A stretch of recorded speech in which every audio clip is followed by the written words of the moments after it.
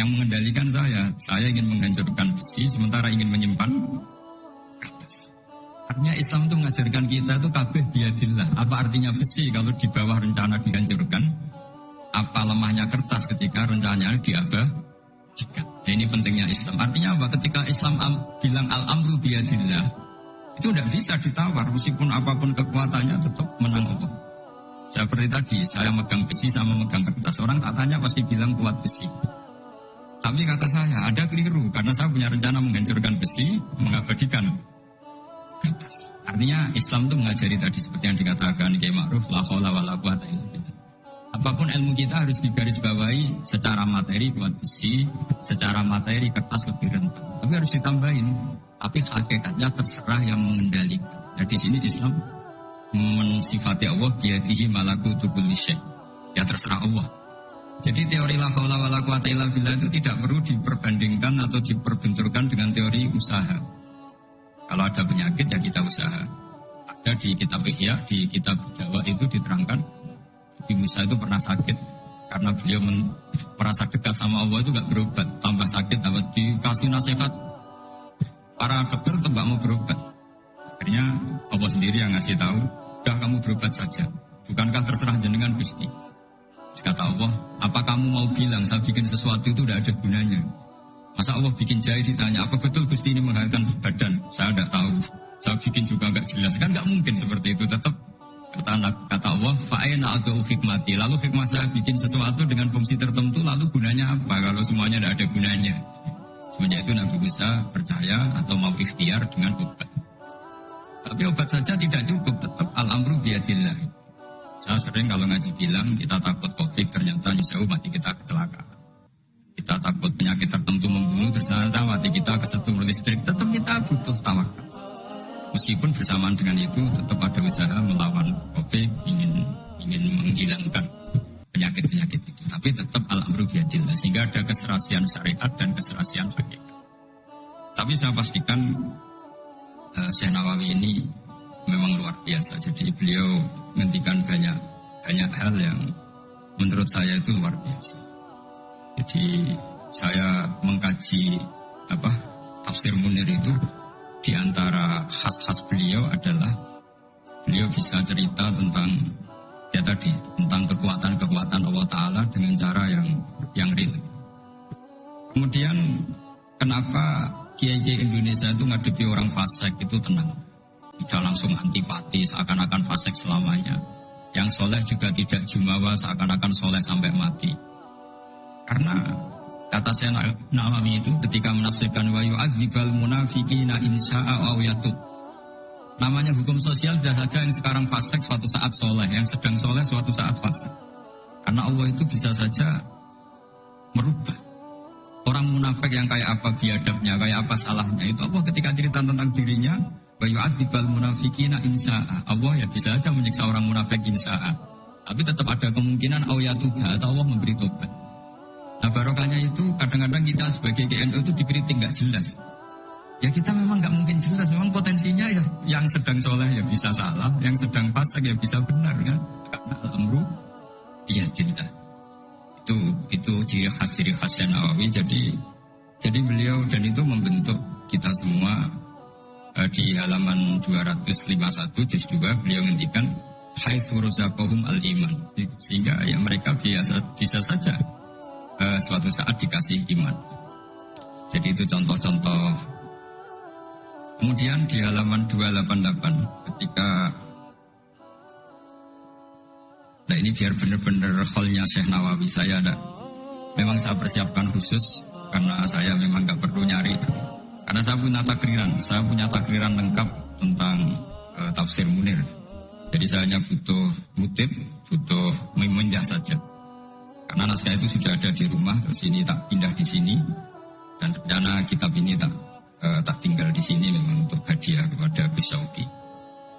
Ketika Syekh Nawawi cerita tentang wala tajidanna aqrabahum mawaddatan lil ladzina amanu ladzina qalu inna nusara. Jadi suatu saat di komunitas yang kamu adepin itu kamu akan menemukan orang yang alien itu lebih rileks, lebih ya cara bahasa sekarang mungkin lebih simpati. Jadi orang Indonesia itu lebih simpati pada agama tertentu daripada yang lain. Misalnya kata Syekh Nawawi ngendikan, waqad qala ba'duhum madzhabul yahud annahu yajibu alim isalu syarri ila man khalafahum fid din. Terus ketika beliau cerita yang satunya, wa aman nasara falaysa madzhabun dzalik balil idza haramun fi dinihim. Fa hadza wajhu tafawut. Jadi akhirnya orang Indonesia itu terbiasa dengan seperti ini karena dulu Syekh Nawawi sudah bilang, jadi betapa Rasulullah itu lebih ingin yang menang itu yang masih punya agama. Jangan sampai yang nggak punya agama itu menang. Bisa dibayangkan kan, kita tahu misalnya di ilmu medis kalau cloning itu dibolehkan itu kayak apa, manusia jadi uji coba. Jadi gara-gara kita masih beragama, apapun hebatnya teknologi cloning itu tidak serta-merta diadopsi atau diterapkan. Jadi itu sumbangan-sumbangan Syekh Nawawi pada kita dan yang membentuk kita.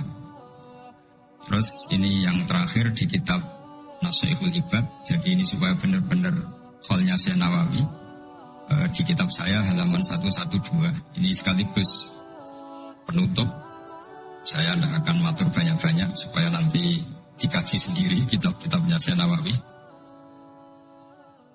Suatu saat orang yang tukang fitnah ya, atau yang suka, mungkin kalau sekarang suka gosip atau apalah, atau yang suka bikin berita yang enggak benar. Itu Syekh Nawawi menambahkan, ini kitab Nashihul Ibad itu karangannya Ibnu Hajar Al-Asqalani. Ibnu Hajar Al-Asqalani itu gurunya Syekh Zakaria Al-Ansori. Jadi Syekh Zakaria Al-Ansori itu orang yang begitu alim alama sampai digelari Syekhul Islam. Itu beliau pintar itu karena bingung. Pernah ditanya, ya Syekh, kenapa Anda sepintar itu? Syekh Zakaria Al-Ansori itu punya guru namanya Ibnu Hajar Al-Asqalani. Beliau punya murid namanya Ibnu Hajar Al-Haytami. Jadi kalau mau setoran itu ya sinau karena gurunya alim. Dulu kalau setoran sama guru itu muridnya yang baca, korok itu alas Syekh. Jadi dulu saya baca tafsir Munir itu nyemak sampai khatam, terus saya baca ya sampai khatam. Makanya saya ini alhamdulillah tahu banyak tentang tafsir Munir. Karena saya pernah ngaji istimewa khatam, terus saya yang baca juga khatam, terus saya belajar juga khatam. Jadi semoga ini bentuk penghormatan saya pada Syekh Nawawi, itu sudah puluhan tahun yang lalu. Dan alhamdulillah sekarang punya kesempatan bisa hormat soalnya Syekh Nawawi. Beliau ketika terus yang tanya ini dijawab sama Syekh Zakaria Al-Ansori. Dukik tu bena hajaro ini. Saya ini diseleb 2 batu, digebek kalau orang Jawa bilang. Karena kalau mau ngaji ya takut, mau ngajar juga takut karena muridnya pintar. Kalau dia bacanya salah itu ketahuan. Jadi guru kalau ingin pintar cari murid yang pintar, pasti mutalaah dulu. Karena sampai kalau baca rofa nasabnya salah, pasti terus muridnya boyong. Goblok tenan guru gitu. Karena jadi punya murid pintar, makanya kalau ada mahasiswa pintar, mesti dosennya tambah pintar. Karena dia kalau bacanya banyak, muridnya akan mikir. Itu disebut dukik tu bena hajaro ini. Kata Syekh Nawawi menambahkan yang dikatakan Ibnu Hajar Al-Asqalani dalam kitab Nashihul Ibad. Beliau meriwayatkan satu hadis. Yu'adzabul lisanu bi'adzabin la yu'adzabu bihi syai'un minal jawarih. Nanti lisan atau mulut itu disiksa Allah dengan siksaan paling pedih di atas organ tubuh yang lain. Terus lisan komplain sama Allah, 5 tu'adzibu. Kenapa engkau menyiksa seperti ini ya Allah? Terus dijawab, kharajat minka kalimatun balaghat masyariqal ardi wa magharibaha. Fasufika bihad damul haram wa ukhidha bihal malul haram bantuhika bihal farjul haram. Jadi lisan itu kalau kadung ngomong, itu orang yang harusnya disukai gara-gara dia provokatif atau menceritakan kebencian, orang benci semua. Yang orang harusnya dibenci karena perilakunya tidak menguntungkan bangsa dan negara atau tidak menguntungkan umat Islam, gara-gara dipoles sehingga dicintai. Jadi lisan itu bisa merubah segalanya. Jadi sekali dia punya kesalahan, kata Syekh Nawawi, sesuai riwayat yang beliau riwayatkan, dan beliau ngendikan turwiyah, Nabi sallallahu alaihi wasallam, beliau ngendikan bahwa ini diriwayatkan dari Nabi, kharajat minki kalimatun balaghat atau kharajat minka kalimatun balaghat masyariqal ardi wa magharibaha. Fasufikat biyadamul haram wa ukhidha biha al-malul haram. Jadi ini sumbangan-sumbangan Syekh Nawawi yang kemudian membentuk kita. Jadi saya ulang lagi, mungkin para pengkaji naskahnya Syekh Nawawi tolong dibaca surat Ar-Rum. Surat Ar-Rum belum kuat, masih di Mekah, dihimpit kekuatan besar, yaitu kekuatan Romawi dan Persia. Dan yang Romawi ahli kitab, yang Persia non ahli kitab.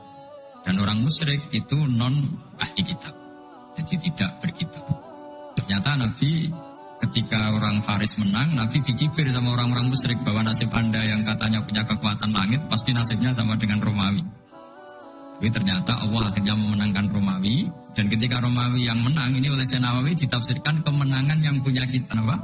Romawi. Tapi kemenangan yang berpegangan kitab itu lebih menyenangkan bagi umat Islam. Karena bagaimanapun yang punya kitab ini jauh lebih berperadaban, lebih beretika. Saya kira demikian karena mungkin waktu ya, dan tadi seperti yang dikatakan Kiai Haji Ma'ruf, mohon maaf sebanyak-banyaknya karena nggak bisa hormat Syekh Nawawi secara besar-besaran sesuai hak beliau sebagai orang yang sangat-sangat terhormat karena mengangkat nama besar Indonesia di kancah internasional. Terakhir saya tutup kata Mbah Maimun itu, ketika Andalusia kalah, padahal dulu melahirkan pengarang-pengarang kitab besar kayak Imam Qurtubi, Ibnu Malik, itu kata Mbah Mun, jika ganti Indonesia katanya, kata Allah itu gak ridho kalau orang Islam di belahan sana kalah kecuali ada penggantinya. Katanya penggantinya itu Indonesia, kata beliau. Buktinya kita tidak berbahasa ibu Arab, tapi banyak melahirkan pengarang-pengarang kitab dengan al-fasohah fi nihayatil ulya. Karangannya Syekh Nawawi, Syekh Mahfud At-Turmusi itu punya tingkat fasohah yang setingkat bahasa aslinya. Makanya ada Syekh Khotib Minangkabau itu namanya Muhammad. Dia orang Indonesia, orang Minangkabau. Tapi ketika dipek mantu orang Arab dicibir. Kamu kok punya menantu orang Ajam itu dianggap gak bisa ngomong. Beliau secara spontan gak dikasih tahu, disuruh khutbah. Ternyata beliau takallama bilisanin fasih wa bikalamin fasih wa bikalamin baligh. Akhirnya orang-orang Mekah itu kagum semua. Makanya terus dapat gelar Muhammad Khotib. Jadi dia Khotib itu gelar karena ini ajamiyun min ahli Jawa atau min ahli Indonesia yang bisa menghentikan bahasa Arab secara apa? Fasih. Jadi semenjak itu terus ada gerbong besar setelah Syekh Nawawi itu banyak lah, ada Mbah Soleh Darat, ada Syekh Ona Khalil, terus Topko Sania ada Syekh Mahfud, macam-macam, terus Topko Salisa ada Mbah Hashim, ada Mbah Wahab, ada Raden Asnawi dan seterusnya. Semoga kula jenengan termasuk orang-orang yang mencintai beliau. Karena sanad saya tadi saya matur sama Kiai Haji Ma'ruf, memang sanad Qadiri itu dulu dari sini, dari kakeknya Mbah Ma'ruf, dari Mbah Karim. Saya juga tahu itu karena sering dikasih tahu para mursyid thariqah. Dan itu tadi kita sempat baca di Bahjatul Wasail, memang beliau itu Al-Qadiri, jadi apa, Asy-Syafi'i madhaban wal Qadiri apa, thariqah. Ya, mohon maaf. Assalamualaikum.